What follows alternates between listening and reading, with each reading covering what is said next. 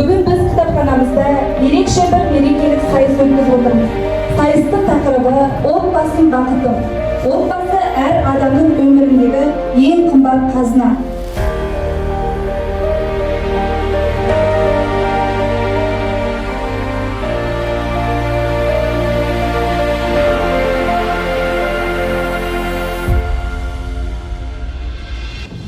Бүгін біз ұлы ақын әрі ойшыл Абай Құнанбаевтың 180 жыл туған күніне орай оның ғылым таппай мақтанба өлеңін оқуды тыңдадық.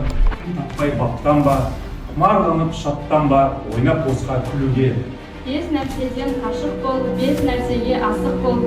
Адам болам десеңіз, біреуің өмірің алдында.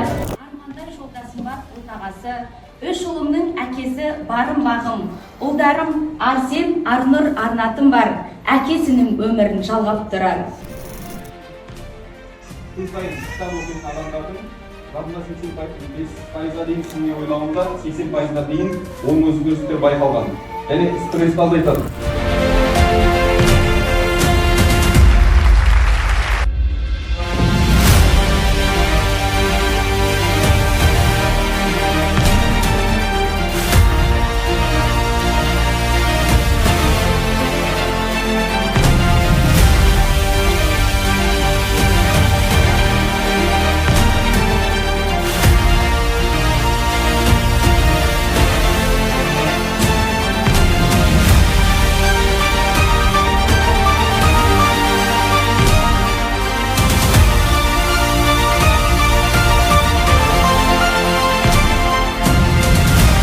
Рухани даму орталығы біз кітапхана болғандықтан бізде осы жастарға отбасының құндылықтарын дәріптеуге, ол туралы шыққан кітаптарды насихаттауға